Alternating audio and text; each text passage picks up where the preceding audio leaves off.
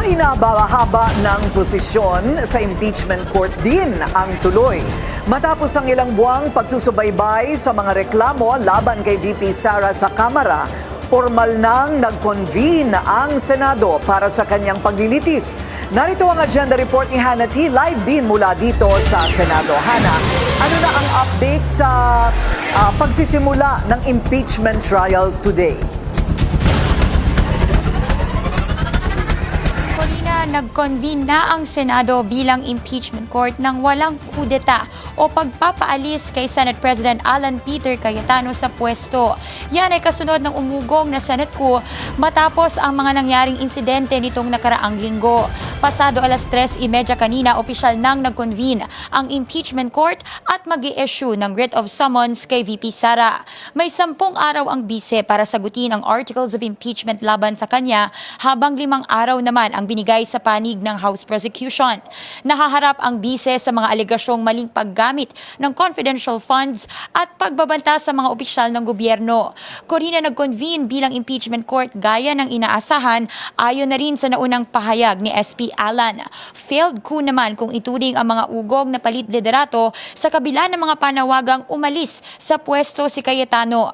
May banat din si SP Alan sa NBI na kabilang kampong nakapalitan ng putukan ng baril ng osaan nitong nakaraang linggo. Under Alan Cayetano, hindi nyo natibag ang Senado. So kung sino man, if I continue or may papalit sa akin, okay? Ulitin ko ha, during my watch, hindi nyo natibag ang Senado.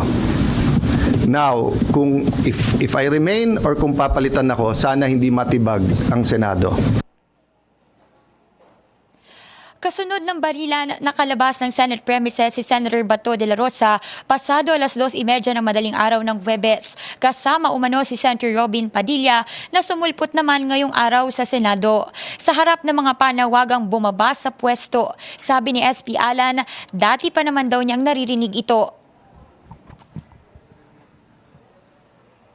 So you won't resign, sir?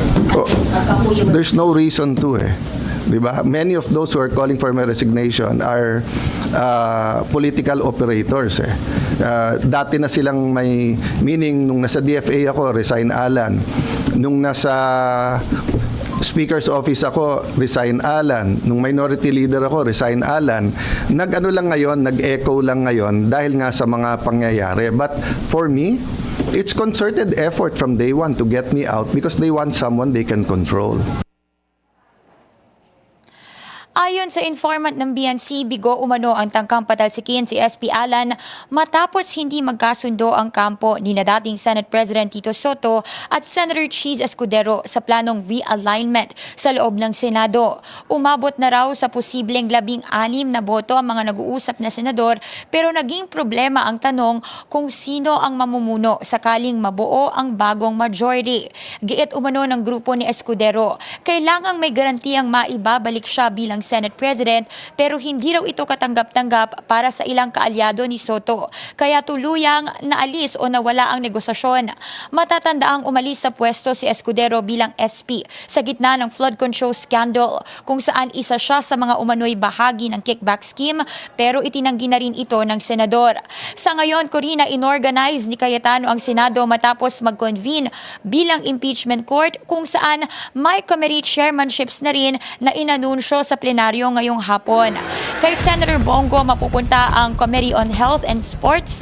Kay Senator Pia Cayetano naman mapupunta ang Energy, Sustainable Development Goals at Ways and Means. Samantala kay Senator Jinggoy Estrada mapupunta ang Games and Amusement at National Defense and Security, habang kay Senator Loren Legarda ang Basic Education at Culture and Arts. Kay Senator Rodante Marcoleta naman ang Public Services, habang kay Senator Robin Padilla ang Cultural Communities and Muslim Affairs, Public Information and Mass Media, at kay Senator Joel Villanueva ang Higher Technical and Vocational Education. Sa ngayon, Corina, wala pang chairperson na naitatalaga ang kontrobersyal na komite na Senate Blue Ribbon Committee na nag-iimbestiga sa flood control scandal. Corina. Nagkakahugutan ngayon ng...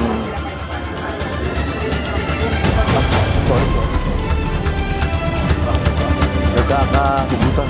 Okay, Hannah.